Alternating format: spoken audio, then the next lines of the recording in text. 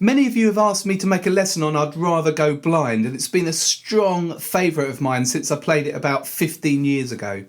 The original is by Etta James, and it's become a real blues soul classic since its release in 1967. I love the original Etta James version of this song, but some other covers that I like are by Chicken Shack, and Beth Hart has done some really great versions live and on her album with Joe Bonamassa and Jeff Beck and some other guitarists. And also there's a version by Coco Taylor as well. Other notable versions of this song are by Rod Stewart, Mick Hucknall, Paul Weller, and recently a version by Dua Lipa. The original Etta James version has probably the simplest bass line out of all the versions, but it's such a strong, steady groove. It's a 12/8 groove, and it's a really nice bass line to play, and the repetitiveness of the bass line really helps set the mood for the song. In this lesson I'm going to show you the bass line from the Etta James version. That's the real classic bass line, and also I'm going to show you a little bit of the version that Beth Hart did from her album with Joe Bonamassa. Both of these versions are on the PDF. You can get that for free by clicking the link below in the description, and that's in standard notation and tab. And don't forget to subscribe right now to my channel by pressing the red subscribe button. The chord progression for I'd Rather Go Blind is really simple. It's just a bar of A, 2 bars of B minor, and then back to a bar of A. So it's 4 bars, and that just loops round and round. If you look at the notation above now, you'll see that it's got a similar pattern in the rhythm. Now, even if you don't read music, just have a look at the rhythm. You can kind of see with the notes there that the pattern stays the same for all of the bars. This is how you count the rhythm. So in 12/8 we've got 4 main beats, which are divided into 3. Okay, so 1, 2, 3, 2, 2, 3, 3, 2, 3, 4, 2, 3. You can count that, and that helps you to keep track of where you are in the bar. So you can see there that first note we hold down, so that's on an A, so 1, 2, 3, 2, 2, okay? 1, 2, 3, 2, 2. I'm just going to play that slowly and count through it for you. 1, 2, 3, 2, 2, 3, 3, 2, 3, 4, 2, 3. Okay, and if I speed that up.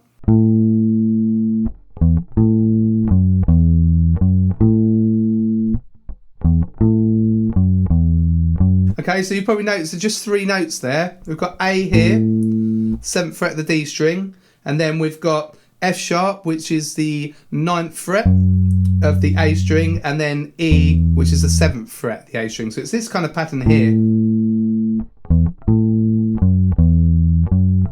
Okay, so I use my little finger on the F sharp. You can use your 3rd finger if you want. Okay, this is what I do.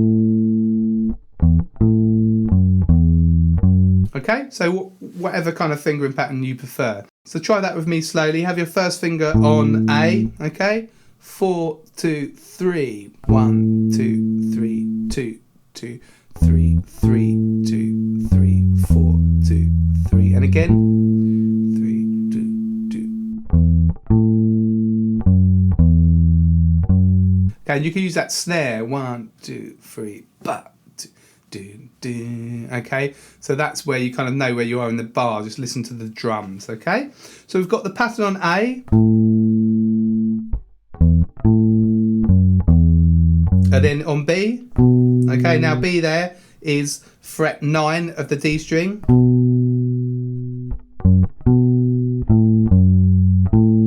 Okay, slightly different pattern there, but just using these frets here, really, 7 and 9. So I'll play that for you slowly on B.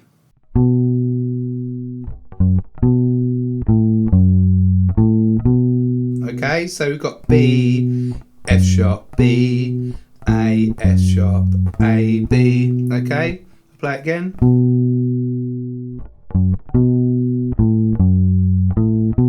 Okay, again you can use your 3rd finger for B if you prefer. But if I kind of use my little finger, I can use my 3rd finger on the F sharp.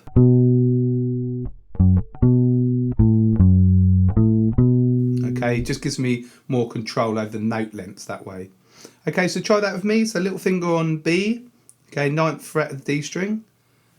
Okay, ready? And 4, 2, 3, 1, 2, 3, 2, 2, 3, 3, 2, 3, 4, 2. And again.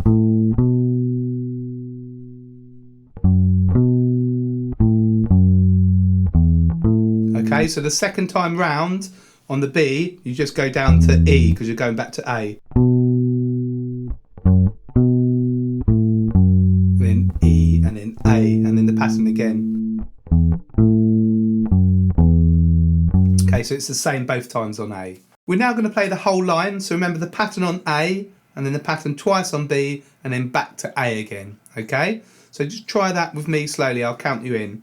4, 2, 3, 1, 2, 3, 2, 2. 1, 2, 3, 2, 2. 1, 2, 3, 2, 2. 1, 2, 3, 2, 2. So that's it really, you just play the bass line round and round, okay?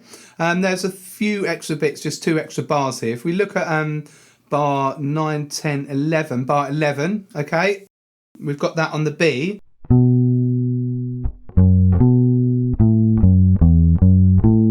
Okay, so we've just got that extra F sharp instead of... We've got... Okay, so it's just F sharp, E, and back to the F sharp, and then A. Okay, so that just happens a few times in the bass line. You can see that on the PDF, and also there's a bit on A. There's an extra kind of pickup note. So if we look at bar 29,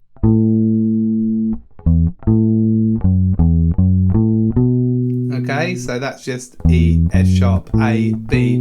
It's just another way of stepping up to the B. So it's just those 2 changes, but apart from that, once you've got that 4-bar loop, you just do that round and round and round for the whole song. So that's the whole bass line for the Etta James version. Remember, you've got that on the PDF in standard notation and tab. So get that PDF now and then just play through with the original song. And it's all in the correct key. Okay, so now I'm just going to quickly look at the Beth Hart version. This is from her album Don't Explain with Joe Bonamassa.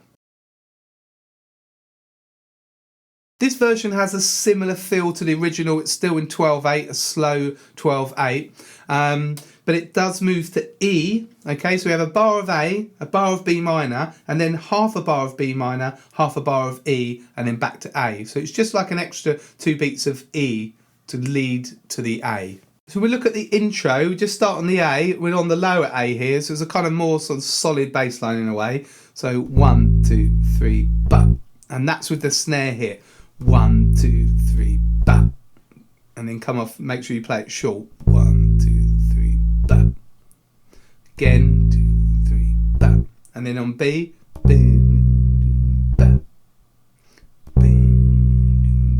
okay, so there's almost a kind of quite an aggressive short note there that really goes well with the with that crack of the snare drum. Okay, so I'll start that again. The intro, so A, B, and then B, and then we carry on. Okay, so that's where we go down to the E. Sounds really nice there. Stepping down B, B, A, F sharp, E. And then back to high E. And then A.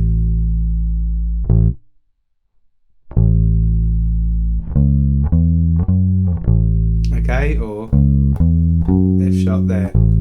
Okay, so just try that line with me, okay? So A first of all, 4, 2, 3, boom. Off. 2, 3, off. 2, 3, off. 2, 3, off.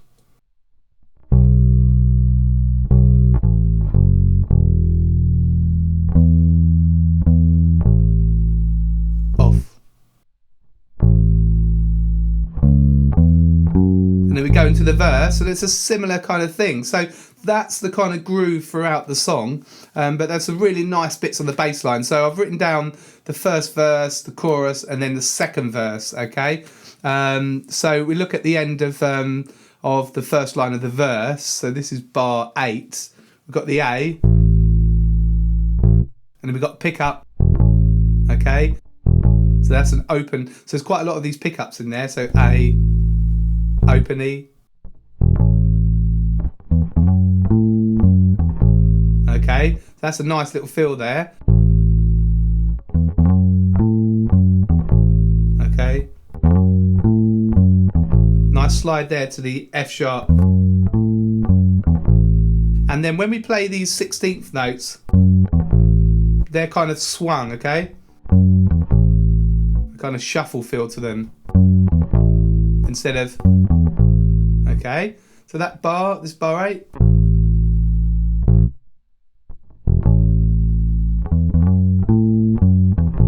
Okay, so make sure you play that kind of shuffle feel, okay?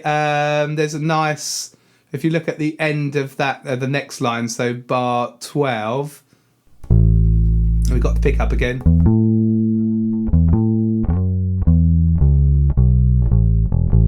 Nice walk down there. That's just a major pentatonic scale in A. Okay. And then a pickup again up to the A. So that major pentatonic is a really good scale to use there. There's a nice step down in bar 18. So I'll do it at the beginning of the line from 17. So A.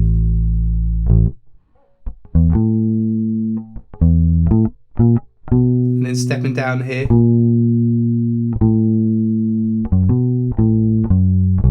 Okay, so stepping down each fret. And you might have noticed before I did that step down, I played some short notes. So this articulation again, I talk about a lot. How long and short you play the notes is really important. If you listen here, so this is bar 17.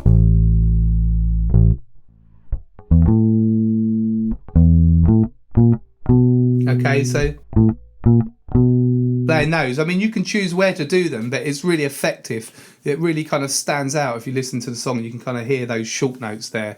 There's another really nice bit on 25. We've got what's called a double stop, where you play 2 notes at once.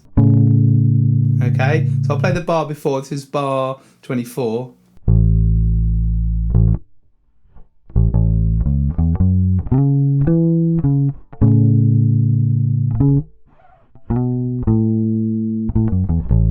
Okay, so it's quite a technical bass line here. We're playing this A and C sharp.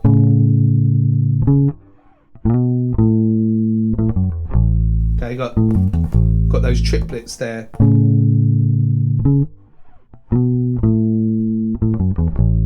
Okay, so those triplet patterns are really nice there. When you've got a triplet, you're playing 3 in the space of 2 notes. Okay, so that's a really, really nice bass line. So I've written some of that out so you can get that on the PDF. So have a look through that and try it out with this version. So it's the album version, and there's also versions live with Joe Bonamassa and Jeff Beck with Beth Hart. So they're really worth checking out as well. Well, I hope that you like this lesson. Let me know how you got on below in the comments, and if there are other versions of I'd Rather Go Blind that you like as well. It's a really, really great song, and as I said, I love the original bass line. You can really get into a groove and just repeat that round and round, but this Beth Hart version is really good as well. So leave me a comment below, and don't forget to subscribe to my channel as well. And if you felt that you got value out of this lesson, you can always buy me a coffee. Details are at the bottom of the screen there, or you can click on the link in the description. And when you're in the description, remember you get the PDF, and also there are links to my website, gbshed.com. Got loads of video courses, books. You can buy these t-shirts, more free bass lessons over there. So go and check that out. That's gbshed.com. I've also made a lesson on I'm Feeling Good. That's a really classic bass line that's great to know. You can see that lesson by clicking the link here. This is Greg from Greg's Bass Shed. Hopefully see you very soon in the next video.